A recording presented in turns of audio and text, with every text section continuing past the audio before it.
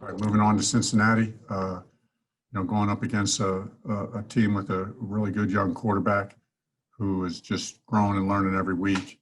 I got a lot of respect for Joe and what he's accomplished already. You can just see why he was the #1 pick in the draft already on the tape. He sees the field real well. Just an accurate passer, can make all the throws. Talented running back in Mixon. Big, strong, fast, elusive. Got good weapons outside. So this is will be a good challenge for our defense. Offensively, we got to go up against. I think about the Bengal defense. They've always been good. I mean, all my years in the league, it just seems like Bengals play good, tough defense. So, and then special teams wise, they're a real solid unit. So we feel like we're playing really good on special teams as well. So it should be a good matchup there. All right, we'll go Zach Keefe. Hey, Frank, you've coached a long time and Phillips played a long time. When a quarterback's coming off a game where he made some mistakes, how do you coach him the following week? With a guy like that, he's going to know that. The film's going to tell him that. How do you approach this week and try to get him past that, I guess?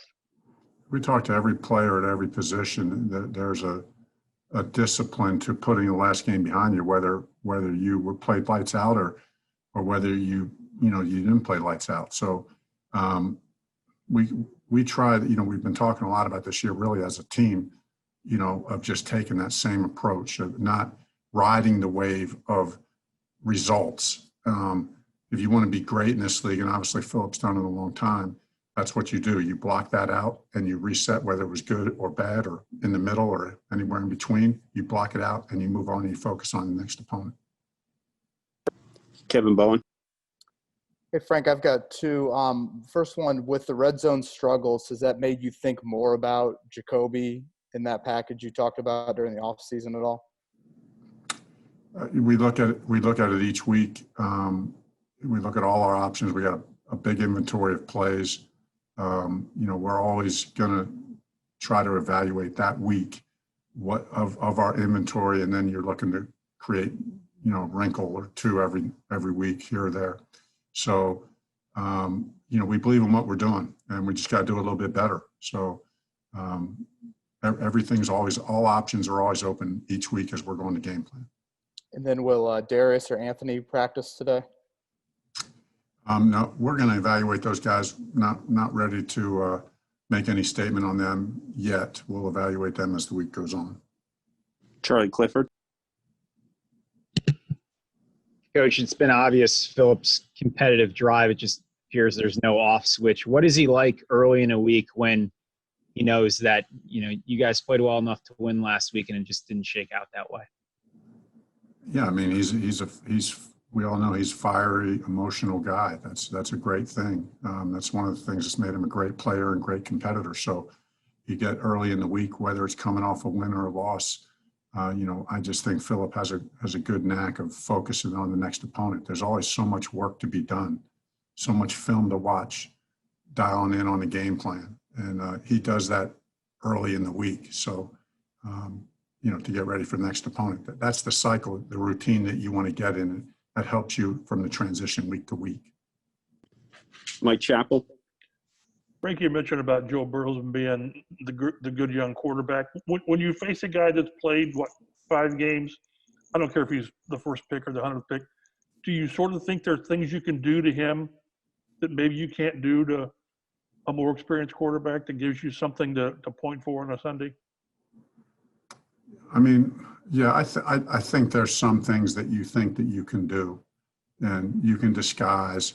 Maybe you disguise a little bit more than you normally do now. I think Flus and our staff is always thinking about that every week. We have those discussions every week, and that's one of the things that I like to do with our defensive staff. I go in there, and as I watch our defensive film from an offensive perspective, that's one of the things I'll give them feedback on. Hey, the disguise this week was really good. I know if I was looking at it from a quarterback's perspective, if we were playing you guys, this was really good. I couldn't tell what you were doing here, or I could tell what you were doing here. Maybe if we did that. So Flus and the guys and the players do a great job of that.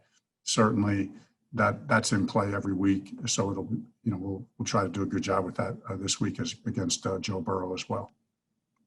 All right, we'll do three more. George Bremer. Coach, last year, early in the season, it seemed like T.Y. Hilton was really involved in the red zone and had a lot of success down there. This year, it hasn't happened as much. Is there anything you can put your finger on as to why that's the case? No, just, normal flow, just not normal flow. It's not normal. I mean, you never know how the games are going to go. The opponents you're playing, what schemes they play, what plays we have up. We talk about being an unselfish group, and sure, we're always trying to get TY involved in every area of the field. But we're not going to do that at the expense of the team. So yeah, we'll just continue to scheme it up every week the best we can, and hopefully we can continue to improve in that area. Joel Erickson. Frank, this is along the same lines, but do you need to get Jack and Moali Cox involved more? You know what? I mean, I see this with tight ends, receivers. It's just, to me, that is normal course where, you go week to week, and some weeks the plays fall towards one guy, and the next week they don't. Or you might get a couple weeks in a row where one guy gets hot, and it seems like the ball's going to him, and there's some momentum, and then there's weeks that, really, as long as I've been around the game, that's always been true. At receiver, at tight end, sometimes even at running back. That's what I love about our guys. They're unselfish. They know that's the case.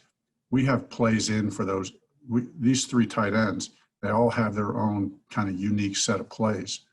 They're all three different types of players. So during the course of a game, how things sometimes get called is dictated on the flow of the game. You have certain plays that you're calling towards them, but those guys are unselfish, and they know the ball's going to come back to them if they go a game or two without catching as many as normal. All right, last one, Jim Aiello. Hey, Frank, do you think you're seeing a higher percentage of 8 men in the box this year against, these first 5 games? It feels that way to me. Yeah. We talked about this coming into the year. One of the things we talked about with the offense was, because of the good thing is we developed a reputation of, having a great O-line and having a very good run game. So one of the challenges was we're going to get everybody's best because of the reputation that we built. Everyone's going to come in here. Number one on their agenda is going to be to stop our run game, because we've made no mistake about it that's what we want to do. We want to run the football. So that's good. We that's the challenge we embrace. And if you want to be the best, you got to be able to handle that. So, I think we'll continue to make progress there. I feel good about the guys we got and the direction we're going. And I think it'll play out over the course of the season, the way that we're intending it to play out.